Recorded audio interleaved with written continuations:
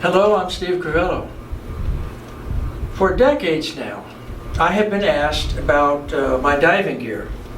So I thought I'd go ahead and put together a short clip with a little history in the front and to show you the rest and how it all works. First of all, I'd like to just to pay homage to Captain Jacques Cousteau of the French Navy. In 1943, he and his best friend Emile Gagnon invented this, the demand regulator, hooked to a pressurized tank. This frees a diver from the surface. No more hard hat diving with canvas suits. Heavy cables going to a pump on the surface, which sometimes would fail. Also, he invented the wetsuit through trial and error with all kinds of different materials. But finally, in the early 50s, he designed and developed wetsuits, in addition to underwater camera housings, so that a diver could film underwater with a camera for the first time in history. Now, in the early 50s, he began the Corporation of U.S. Divers, which exists to this very day, allowing the manufacturing of these regulators, other bits and pieces of diving equipment, masks, so forth, tanks, the valves that go on the tanks. So, for the diving equipment itself, let me talk about the tanks first and the valves of the tanks. In the early 50s, I began diving with my dad and his buddies. It was all wreck diving, shallow water in the Keys. I'm 8 years old, and the tanks that we used then were military fire extinguishers that were bought surplus after the war. The steel tanks were fire extinguishers with a 1/2-inch neck, and the Cousteau valve fit the 1/2-inch neck. And these were steel, so they did rust. The pressure you could get on these tanks was 1800. And from my recollection, a 30 to 40 foot dive with that old 38, give you 30 minutes on the bottom. You come up, put a new tank on, go back down. We had dozens of these tanks on board the boats that we had. The next tank produced was the 72 galvanized tank, which they are still used to this day. I don't have any, because the last one that I had I gave to my best friend, who is still diving with it, and he has a collection of his own of these. So the 72 galvanized tank was produced. Then, of course, in 1973, the aluminum 80 was invented and produced. And this is where you go from the 1/2-inch neck, the 1/2-inch threaded system for the valve, to a 3/4 inch. And that's what these are. These valves that I have here on these tanks, this is the valve that's on this tank.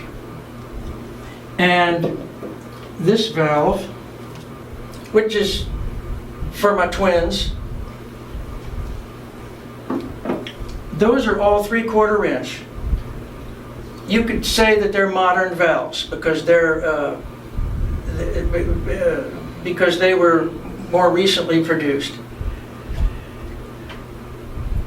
The next feature, while we're talking about the valves, the next important feature that I think, and I have to say it, I don't understand how this was engineered out of the market for diving equipment, is this right here. You see the wire coming down here? This is a reserve valve. This tank has the same thing. It's a reserve valve. This is your on-off. This is where the regulator sits, and this is a reserve valve. What this does is when it's set in the up position, what this does is when you reduce the air in your tanks and you feel it, you feel your regulator kind of getting a little bit hard to breathe, you know, then you pull this and you now, for the twins, you now have 500 pounds of air that you didn't have before. Call it a safety switch, because back then people didn't have the dive computers, or maybe the diver was not keeping track of this right here. This is what I use. This is all I use. All I've ever used is the watch. And of course, this to make sure that this matches my watch. That's a depth. So this equipment, what I have here is I consider modern equipment. The tanks are modern. The valves are not modern. The regulators certainly are not modern. But I can tell you that the valves, this valve in particular, has never been on a tank. It's brand new, out of the box. This bar valve, this was the latest. This was the latest and the absolute best bar valve for twin tanks ever made. It's a tank. It's bulletproof.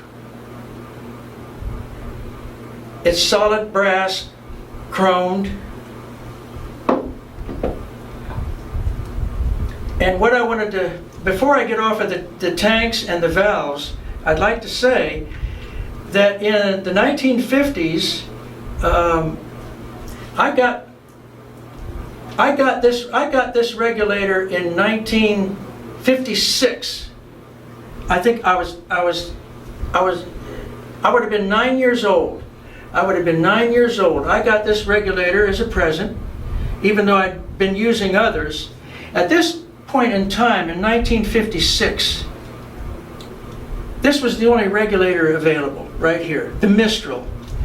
This unit here, and I have one here and I have another here that I'll explain.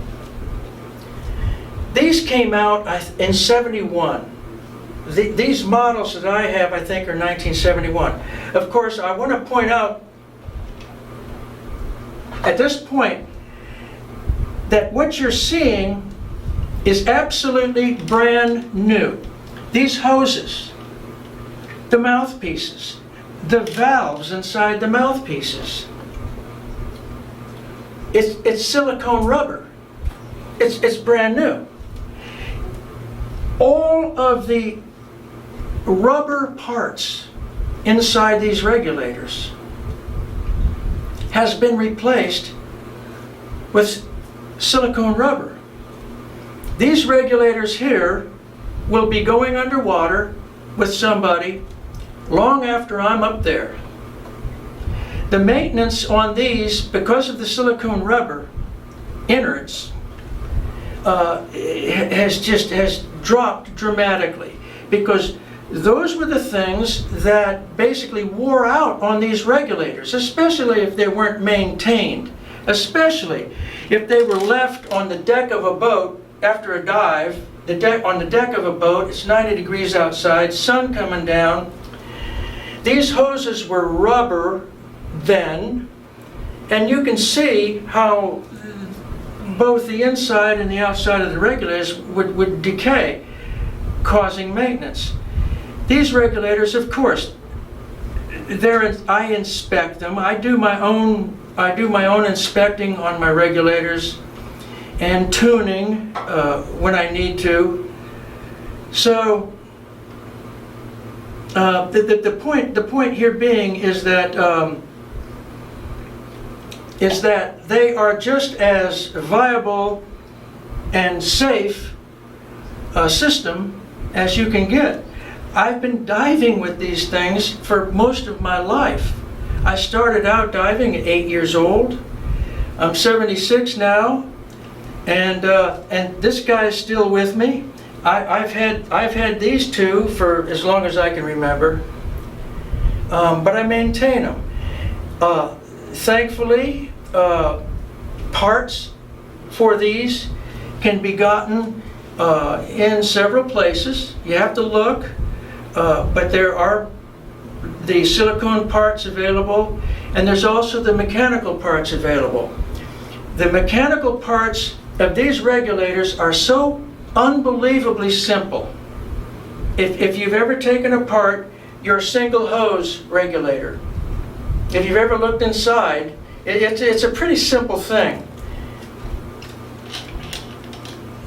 You suck air from this cavity, this part of it comes through here into you.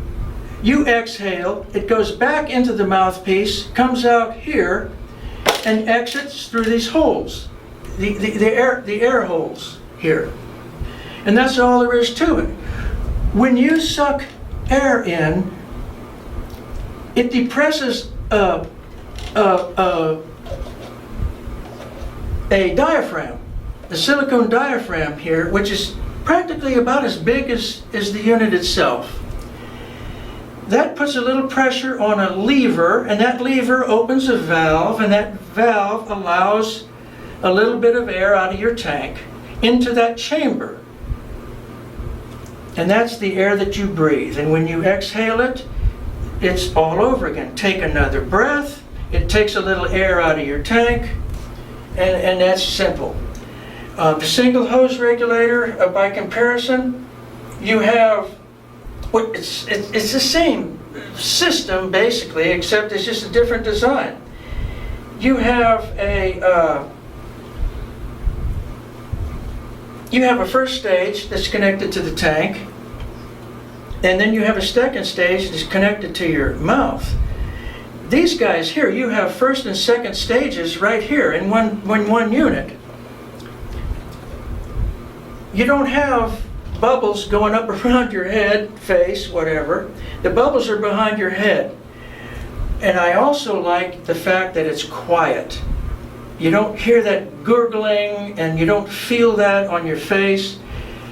Everything's behind you. You take a breath, you breathe in, you breathe out, and you may hear some of these bubbles coming out of your regulator in the back. They're quiet. You know, these guys are quiet. So what I want to do now is let me go, since we're talking about the regulators now, let me show you what's in the mouthpiece. I explained that you have a big diaphragm in here, that when you breathe in your air, it's drawing that diaphragm up against a lever, and that lever is opening a little valve, and that little valve is letting air come in from the tank to fill that chamber, to fill your hose, and you got air. Now the mouthpiece plays a part in this. To show you exactly what takes place in the mouthpiece, this valve, it's a one-way valve. It's a little silicone rubber disc. It fits in like that. And this little one-way valve.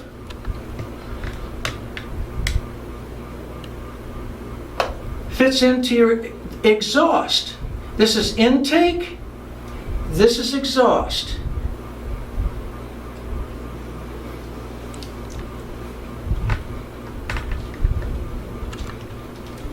Putting this together, and of course, retaining clips.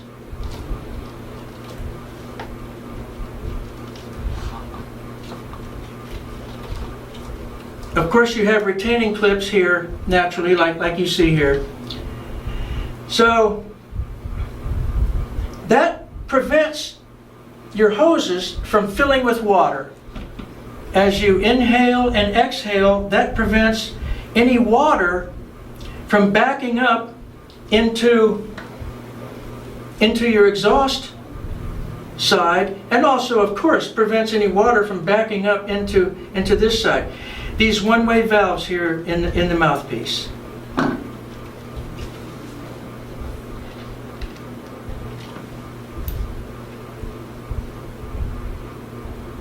All of these mouthpieces, it's all the same thing.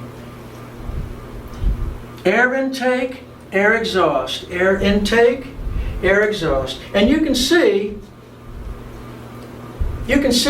that the unit itself has two parts.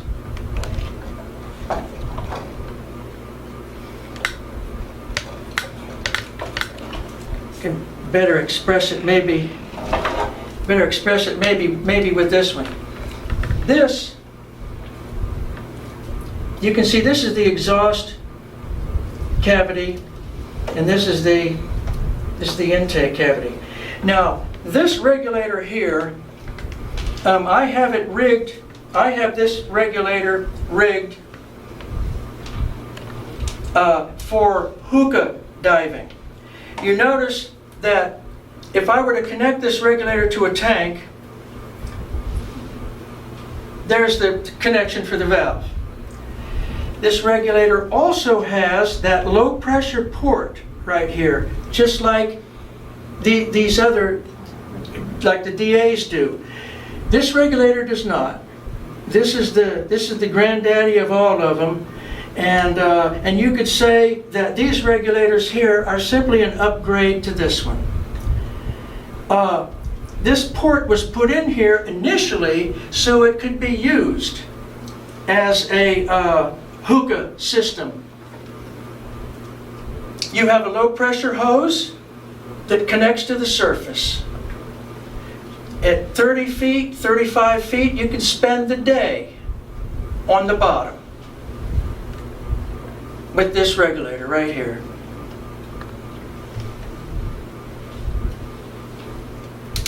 And the harnesses, it basically fits like this. Harnesses over the shoulder. It sits on your back. These, of course, are over your shoulder. And I used to do a lot of hookah diving in the Keys where I grew up, because we would be excavating ships, sunken ships, 16th, 17th, 18th century ships, English and Spanish. Back then, I guess I could say this now. Word on the street was that my dad and his buddies, after the war, they were the first ones in South Florida to actually have these regulators and those 38 tanks diving. So that's what we used, and we dove up a lot of wrecks. This is a little 3-pounder found in about 2 or 3 feet of sand between a reef. That's where most of the ship wreckage would wind up. In the Keys, you have 3 reefs. You have a deep outer reef. You have a semi-deep inner reef, and then you have a shallow or middle reef, and then you have a shallow inner reef, and then you have the shore. A lot of very, very high quality treasure, you could call it, over the years has been found on the shore, not so much in the reef. The process of a ship disintegrating on a reef, the keel's going to hit the outer reef first. That's going to strip the ballast out of the boat. That's going to strip the bottom of the boat. The upper, what's left, the upper superstructure, it's going to be completely carried to the inner reef, or to the middle reef, and that's going to have your cannon, rigging, and those sort of things. And then you're going to have the inner reef, which will basically carry any or most of the wood and superstructure, rigging, and all of that onto the shore. So history has shown and experience has shown that if you want to find the heavier objects, you're going to be looking between these reefs, mind you, is sand, reef, sand, reef, and the same thing over there. So the sand is like a ditch between all the different strands of reef, and this is where the dredging takes place. The dredging doesn't take place on the reef. It takes place in the sand between the reef, because this is where everything's going to settle. What does not settle in the sand is going to eventually wind up on the shore. And this is where this regulator right here comes in. This is a very, very, very unique regulator. It's not only this model, but it has a revolutionary, literally, a revolutionary addition, in that it has a complete first stage, completely remachined. You can see that there are 3 low pressure ports here ready to be used, and you have 3 high pressure ports ready to be used, in addition to this low port for hookah rig. So I have used this regulator for deep dives. I've dove Lake Erie on 17th century ships, 18th century ships, and I've used this regulator because, yes, I've attached on my high pressure, on one of the high pressure ports, I have attached tank pressure gauge, and I have attached this for the deep dives. I have this on here right now just for demonstration. When I go to deep dives with a dry suit, this clips right on to my intake valve on the dry suit. That handles my buoyancy. As you know, you start going past 100 feet, you begin to get heavier and heavier and heavier the deeper you go, because of the pressure and the squeeze and everything.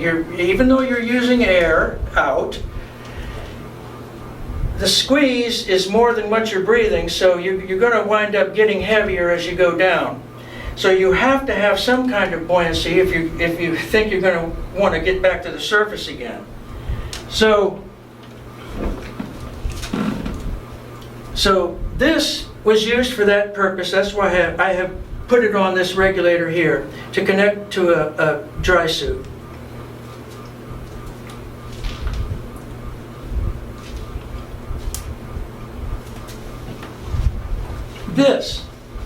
This is called a horse collar.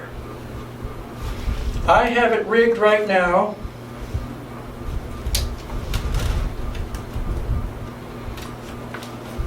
You see the the hose here. It clips on to that. So this can be used, this can be attached to the same low pressure port and used to inflate and deflate, pulling this, it opens up the exhaust valve. So for a deep dive, without a dry suit, I would use this. All it takes is just, you can, I think just like modern buoyancy compensators, you can breathe a little air into it, or you can just squirt some air from your tank. You know, this will do either. So for deep dives, I would use this, again, because of the depth, and using hookah, where you're on the bottom, you got shoes on, sneakers, and you got a heavy weight belt. You're basically on your knees, digging or using a dredge, and all of a sudden you go to take a breath, and it's not there. What I'm revealing now is my one and only diving accident, and I'm not ashamed to admit it. I'm not ashamed to tell anybody about it. I was in my early 20s. I was on a small boat with 3 guys. One guy up top. We had a 5-horse Briggs Stratton engine operating a compressor, and there were 2 of us, each of us on a 100-foot. You really don't, for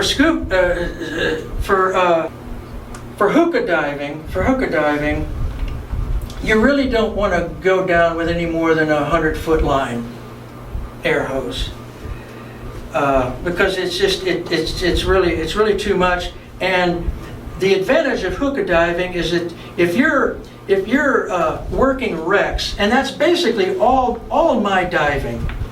I mean, this has to. I guess this has to do with my overall conception of diving. When I go in the water, I'm going down from the time I was a child. When I would go in the water on a dive, you go to the bottom. You go to the bottom and you work the bottom, whether you're digging for something or whatever. And that's how I was raised, and all of my diving ever since has been with that kind of mentality. I'm not going to dive to float around and just like this. I go down to do something, to see something, to film something. So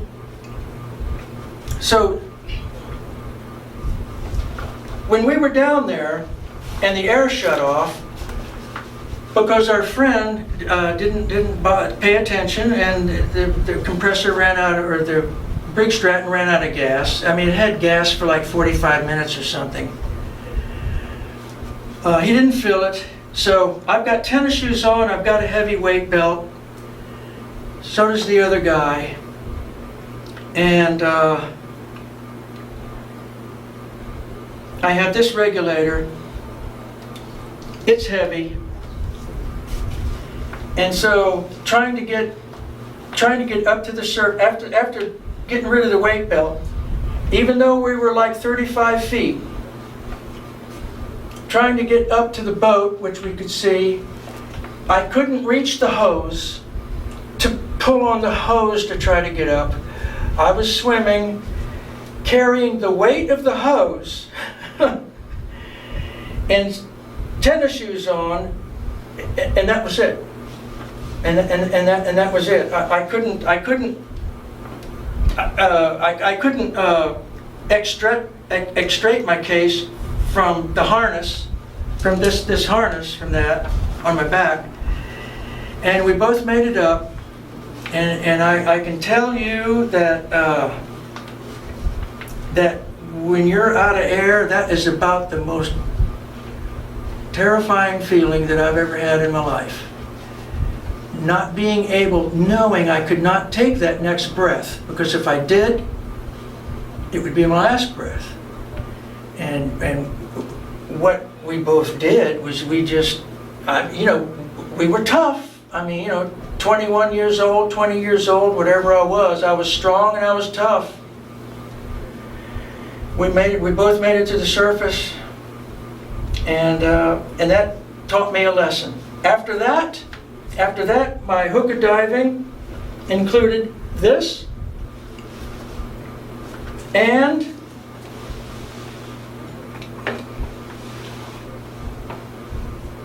this.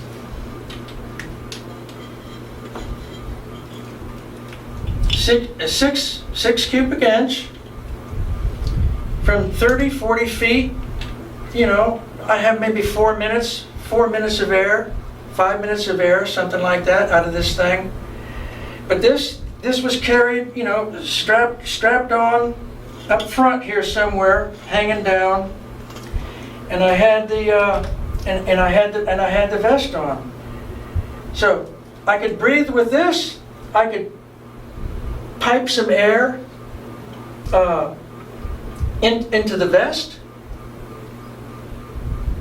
with my mouth. Just pick it up, give it a shot, couple of shots of air, and that's all you need.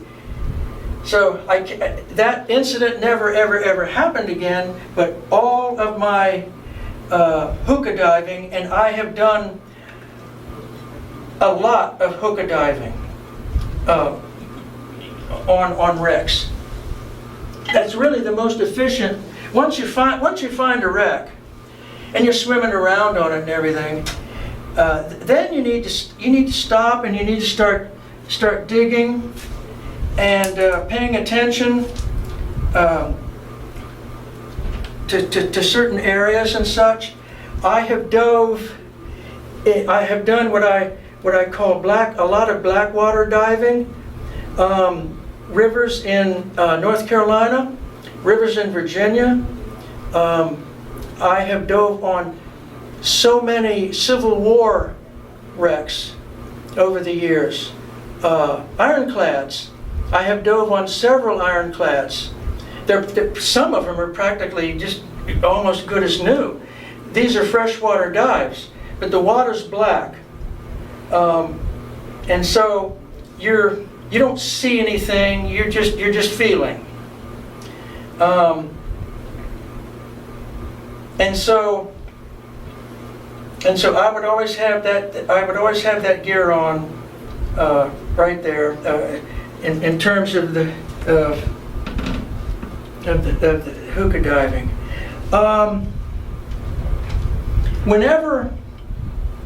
Whenever I dive, before I dive, I know the depth of where I'm diving.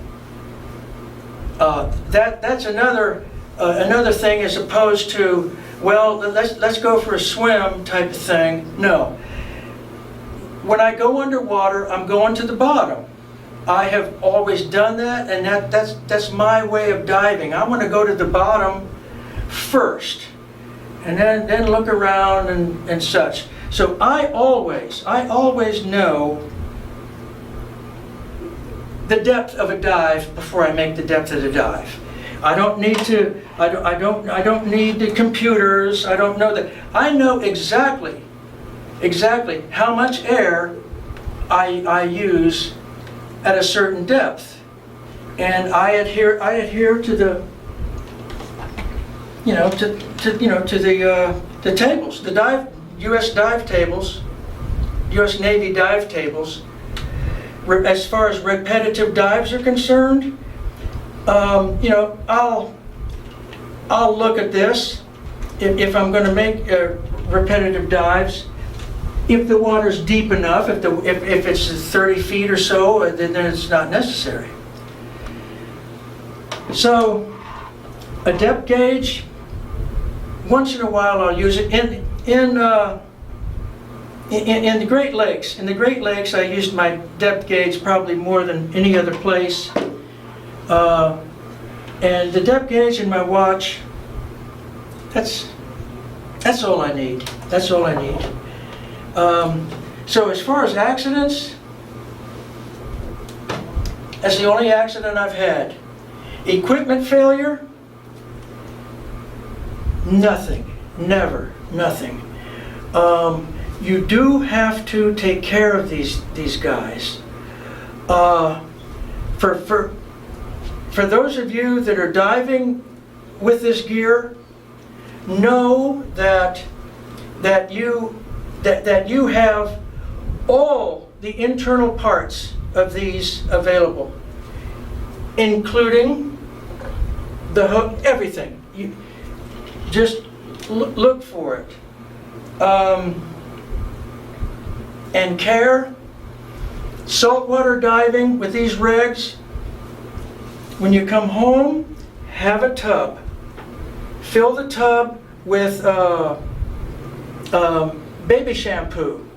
That's the least. I use baby shampoo for my wetsuits and dry suits to wash them out after a dive. I also use the baby shampoo for the regulators. Have a little tub, put the regulator in there, let it sit. Make sure that both hoses fill with the soapy water. And then, of course, rinse, rinse, rinse, rinse, rinse. You don't want salt to build up in here, because eventually it will. If all you do is freshwater diving, then you really don't have that issue. I meant to show you this.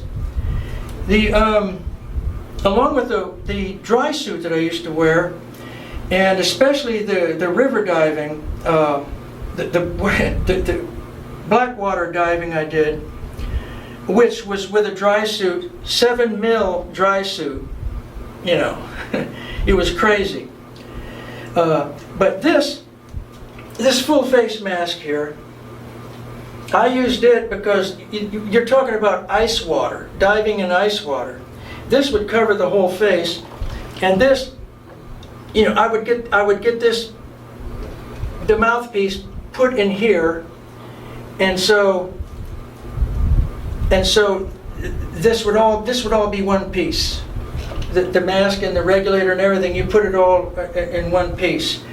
I mean, I know this is old school compared to what they have now with microphones and all of this other stuff. I mean, that's fine, but this is what I used back then.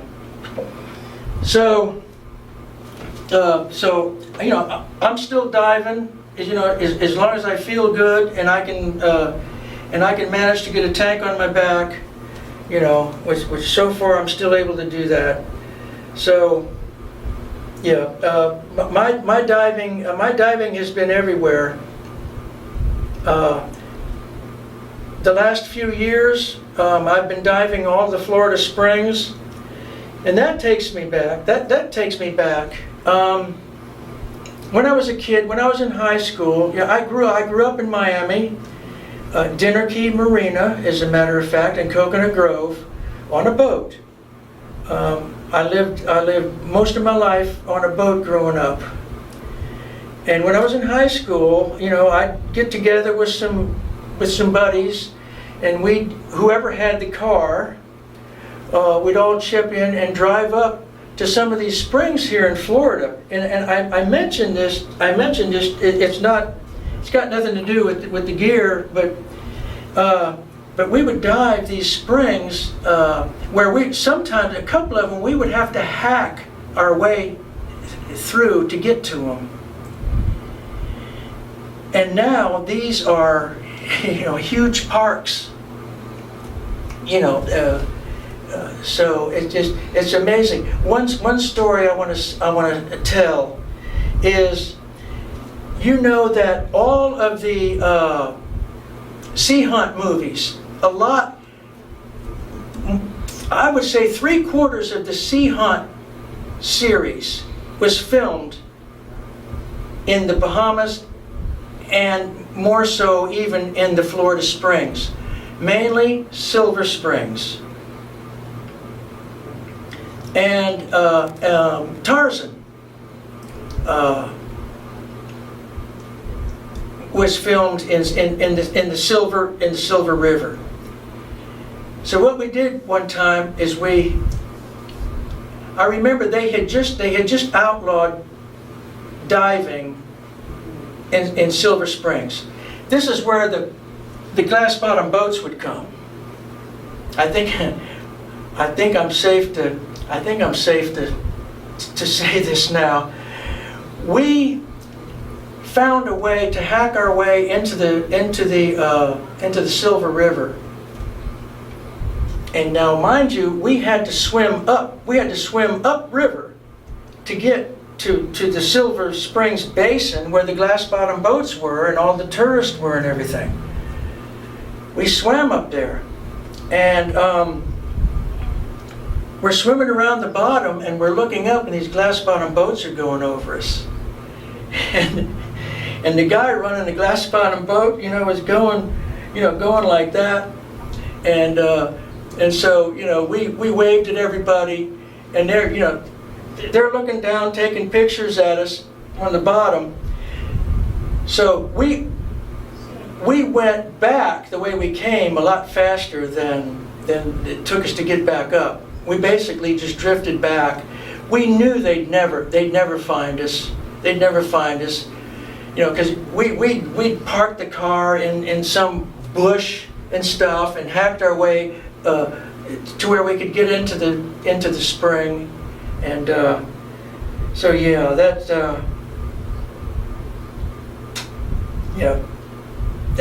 was something at the time. And of course, you still can't dive Silver Springs now.